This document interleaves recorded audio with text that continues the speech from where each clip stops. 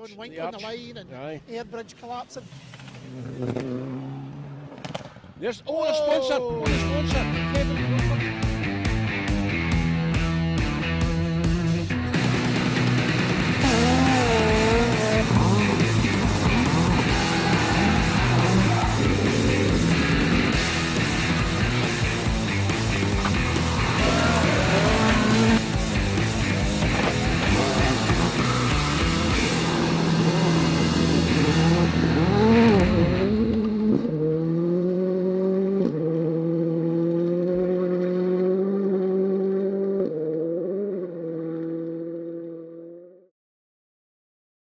The Armstrong at Galloway Hills was an extremely tough event for many of the crews, competing in the various classes throughout the field. Lachlan McIver and Cameron Morrison survived a difficult day in their 1.2 litre Fiesta, ending the first loop with the rear left shock absorber in the boot rather than attached to the car. A bodge at service fell apart not far into stage 4, but they nursed the car to the finish, with the left rear tyre slowly rubbing itself into extinction on the wheel arch.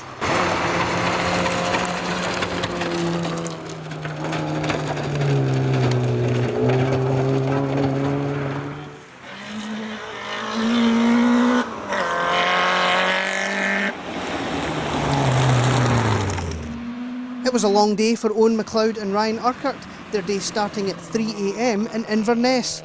Out on the stages, the 205's engine was still giving trouble, overfueling whenever Owen hit the throttle. Despite the issues, they took a solid 39th overall.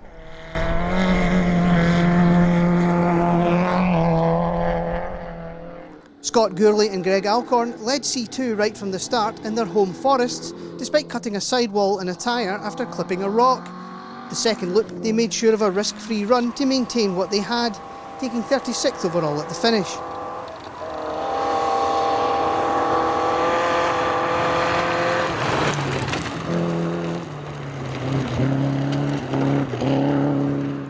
Alistair Brearley and Jerry Bryden were victims of the infamous SS2 bridge, a big hit pitching the Mark II off the road into retirement.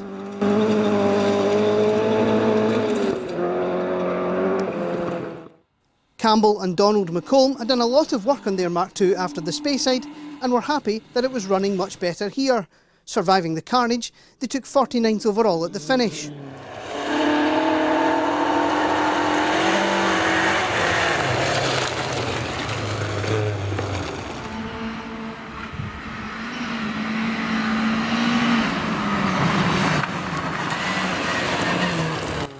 Craig Smith and Charles Mackenzie survived another tricky day in the Astra. They damaged 2 wheels on the infamous Stage 2 bridge, along with wrecking a wheel bearing. The afternoon they began to experience gearbox problems, finishing with just 1st, 3rd and 5th, but still managed a class win. Martin Erskine and Kieran Hislop were debuting their newly purchased Impreza, the car looking fantastic, but luck wasn't with them, the brake pedal shearing off towards the end of SS1.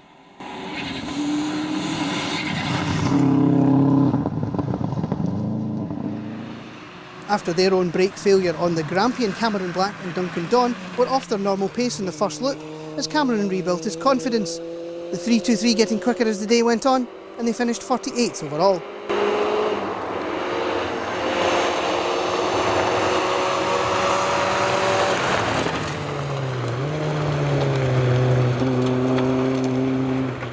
Liam Richardson and Darren Kennedy endured a really tough day at the office with more car issues than they cared to list. Things got even rougher when they discovered a flat tyre on the service van in the dark. With no spare, they had to call out a remote tyre fitter at 10 o'clock at night. 43rd overall was the reward for persevering.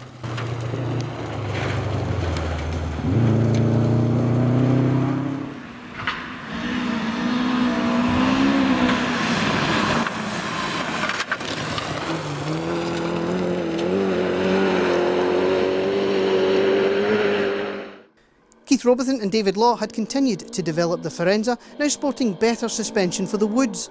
Unfortunately, the SS2 bridge did a bit of damage, both to a wheel and the back axle. They survived, but fell off the road in SS5. Another to hit the bridge, Davy McLeod and Eamon Boyle's Sunbeam split a mini light in half on impact. Amazingly, there wasn't much more damage to the car, and they were able to carry on, inheriting the H1 win after Stuart Eggleston and Brian Hodgson's late retirement.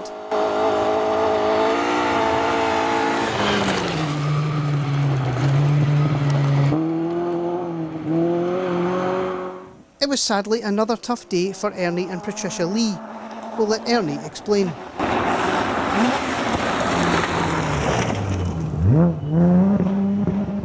Hopeless. It's retired. Oh, why? What's the issue? Well, it's a chronic misfire, so... Oh, right, okay. So it's not something... My technical ability on a scale of nothing to 10 is about minus 275. Right. So I think we just abandon the ship and go home. Okay, we got a puncture on stage 2 and then put just the spare on, which we were kind of all over the place after the spare got put on, because it's older than me. But yeah, so and then there's a bulge in that front one, so I don't know what we're going to do now because I've run out of tyres. Really? Yeah. So that was my new one too.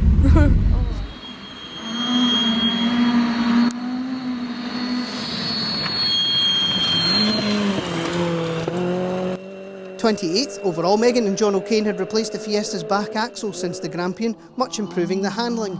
Despite 3 punctures, Megan also took the award for top lady driver, drawing level on points at the top of the championship with longtime rival Aileen Forrest.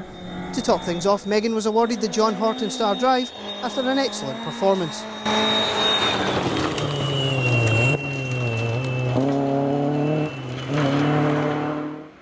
After their big Argyll off, Fraser Smith and Nicky Addison were back, but now in a Mark II Escort. Fraser was absolutely loving life, and Nicky was having to shout at him to stop showing off. Unfortunately, a broken steering arm ended their day early, but there's plenty more to come from this combination in the future.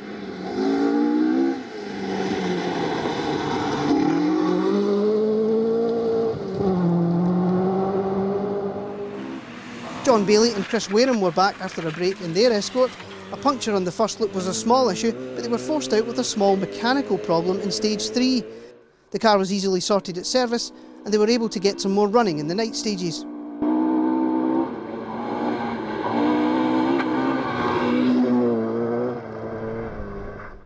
Lindsay Henderson and Sue Hind had been allowed out to play in Walter's recently finished Mark II. After a dodgy fuel pump cost them 15 minutes in stage 1, the rest of the day Lindsay was in rallying heaven and absolutely loving the car. And there's a good chance that Walter won't be getting it back.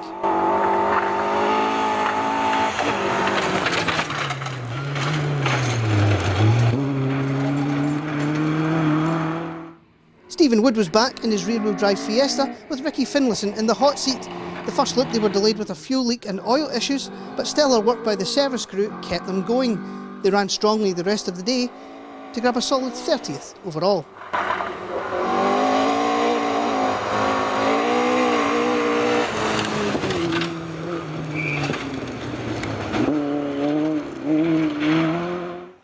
Martin Burke and Owen Patterson would roll out in SS1.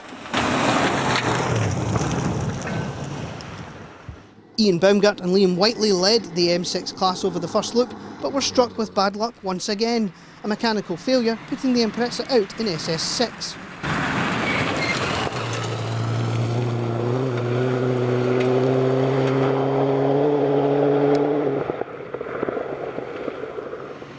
Aileen and John Forrest were enduring a difficult day in the Evo, battling a puncture, engine cutouts and an uncooperative gearbox on the first loop. And things didn't improve on the second loop, a hidden rock damaging the front right suspension, and they were forced out.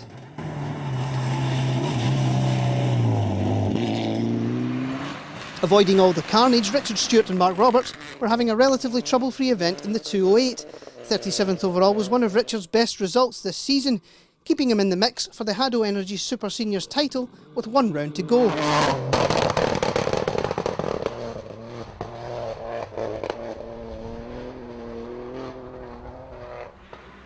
John Rantoul and Ross Hind would put their Fiesta off the road in SS3.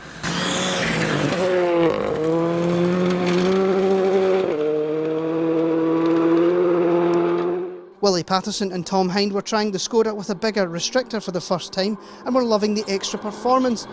Unfortunately, 2 punctures and cutting out issues on the first loop held them back.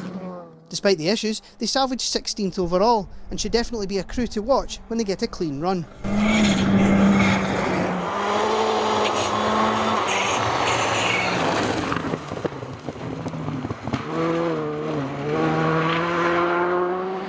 Always competitive in this part of the world, Bob Adamson and Richard Wardle lost time in stage 2, stopping to check on Andy Scott's accident. They also survived a big hit on a rock in 3, but were still going well, the Fiesta finishing 15th at the end of the day.